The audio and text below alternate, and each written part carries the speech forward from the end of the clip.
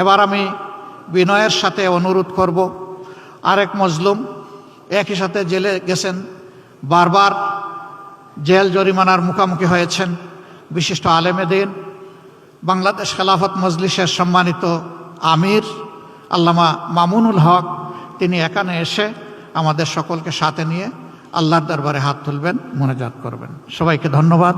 আসসালামু আলাইকুম ওয়া রাহমাতুল্লাহ। আমরা সকলেই দুরূদ শরীফ পড়ি একবার। আল্লাহুম্মা সাল্লি আলা মুহাম্মাদ ওয়া আলা আলি মুহাম্মাদ কামা সাল্লাইতা আলা ইব্রাহিম ওয়া আলা আলি ইব্রাহিম ইন্নাকা হামিদুম মাজিদ।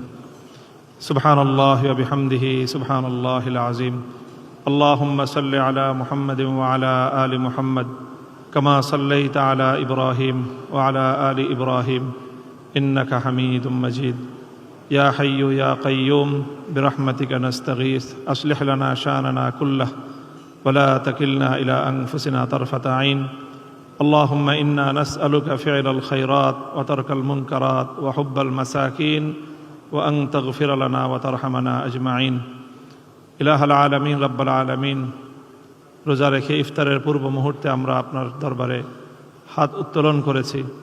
আল্লাহ, আপনি আমাদেরকে কবুল করুন।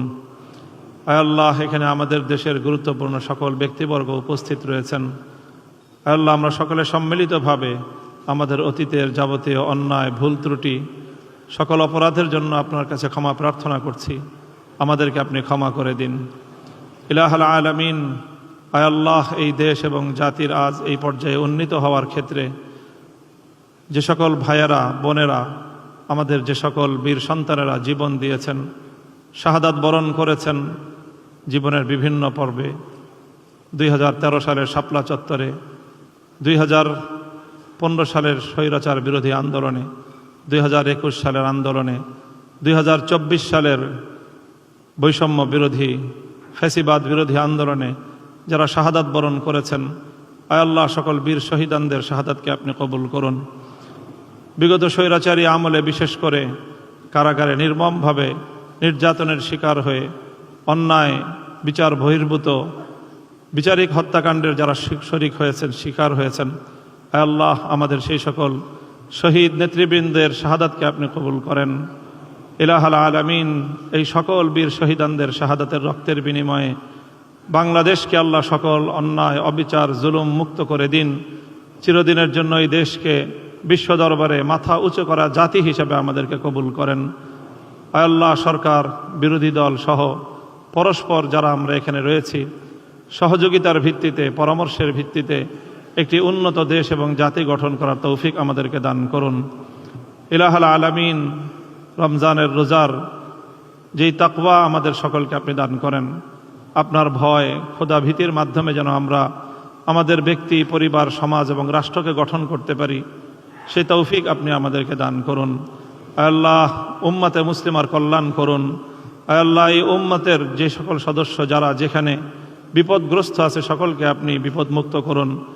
বিশেষ করে মজলুম ফিলিস্তিনের মুসলমানদেরকে আপনি রক্ষা করুন।